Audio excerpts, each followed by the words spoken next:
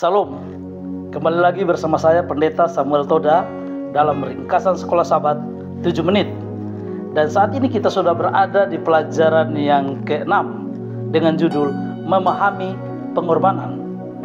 Saudara-saudara yang dikasihi dalam Yesus Kristus, bila mana kita mempelajari pelajaran Sekolah Sabat ini, dan saya yakin saudara sudah pelajari pelajaran Sekolah Sabat ini setiap hari pada ibadah malam, ibadah petang di rumah tangga kita masing-masing.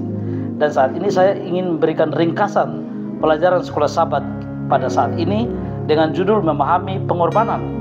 Di dalam ayat temanya Wahyu 5 ayat 9 mengatakan, dan mereka menyanyikan satu nyanyian baru, katanya, engkau layak menerima gulungan kitab itu dan membuka materai-materainya, karena engkau telah disembelih dan dengan darahmu engkau telah membeli mereka bagi Allah dari tiap-tiap suku dan bahasa dan kaum dan bangsa. Luar biasa, ini memberitahukan kepada kita tentang pengorbanan Yesus. Dan bagi saudara dan saya perlu memahami arti makna dari pengorbanan Yesus bagi saudara dan saya untuk menebus kita dari dosa. Saudara-saudara, untuk memahami pengorbanan Yesus, mengapa kita harus memahami pengorbanan Tuhan Yesus Kristus? Alasan-alasan mengapa kita harus memahami pengorbanan Yesus Kristus untuk menebus kita dari dosa-dosa kita. Saudara-saudara, alasan pertama, mengapa kita harus memahami pengorbanan Yesus Kristus? Yang pertama adalah supaya pengorbanan Yesus tidak sia-sia. Pengorbanan Yesus tidak sia-sia bagi saudara dan saya. Itu sebabnya alasan pertama kita harus memahami pengorbanan Yesus di atas kayu salib. Saudara-saudara, kita bisa melihat dalam buku Kejadian di mana Kain dan Habel mengadakan persembahan korban, dan persembahan Habel lah yang berkenan kepada Tuhan karena di sana ada pengorbanan darah domba. Karena tidak ada pengampunan dosa tanpa penumpahan darah. Itulah pengorbanan korban yang dilakukan oleh Habel. Saudara-saudara, itulah alasan pertama mengapa saudara dan saya harus memahami makna pengorbanan Yesus. Yang kedua, supaya kita mengerti simbol dari darah lembu dan kambing. Kembali lagi, dalam sistem pengorbanan, fokus utamanya adalah darah. Tanpa penumpahan darah tidak ada penembusan atau pengampunan dosa.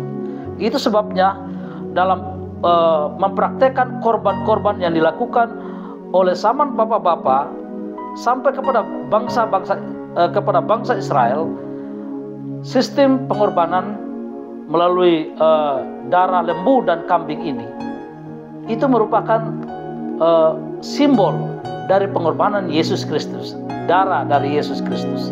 Itu sebabnya kita harus memahami pengorbanan Yesus ini yang biasa dilakukan oleh orang-orang zaman dulu, simbol dari darah lembu dan darah kambing.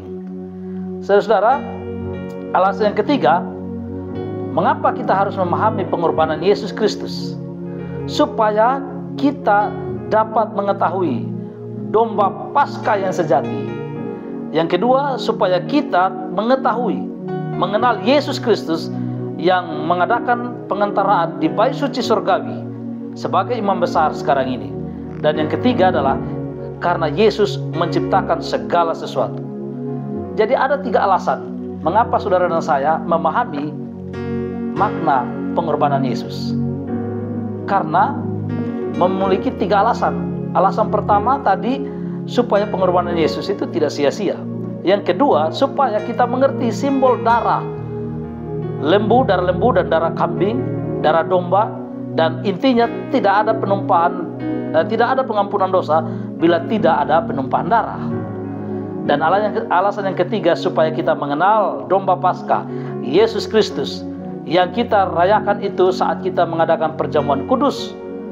Yesus Kristus sebelum mati di kayu salib, dia telah mempraktekkan perjamuan kudus yang memberitahukan kepada kita bahwa kita ini makhluk yang telah ditebus oleh darah yang mahal. Itu sebabnya alasan ketiga, supaya kita dapat mengetahui pengorbanan Yesus, domba Paskah yang sejati Yesus di dalam bait suci surgawi yang menjadi imam besar kita, dan Yesus menciptakan segala sesuatu. Tidak ada yang jadi tanpa Yesus Kristus. Itu sebabnya makna pengorbanan Yesus memberitahukan kepada kita untuk menyembah Yesus Kristus, Juru Selamat dan Pencipta. Itu sebabnya kita harus memahami makna pengorbanan Yesus bagi kita semua orang-orang berdosa. Kita bersyukur bahwa kita bisa mempelajari pelajaran sekolah sahabat ini, mengingatkan kita bahwa kita ini telah ditebus dengan darah yang kudus, darah yang mahal, anak domba yang sejati, yaitu Yesus Kristus, yang merupakan pengharapan kita. Yesus Kristus yang akan datang untuk menjemput umat tebusan, saudara dan saya. Itu sebabnya terus belajar tentang pengorbanan Yesus di atas kayu salib. Pengorbanan Yesus yang ditandai dengan peristiwa berdarah. Peristiwa berdarah pertama di Getsemani ketika dia berdoa. Peristiwa berdarah yang kedua di Gabata ketika dia dicambuk.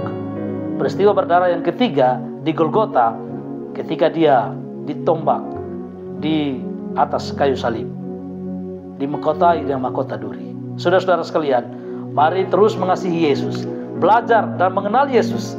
Ketika Yesus datang, Dia akan membawa kita pulang ke dalam kerajaan surga. Tuhan Yesus memberkati kita semua. Salam Maranatha.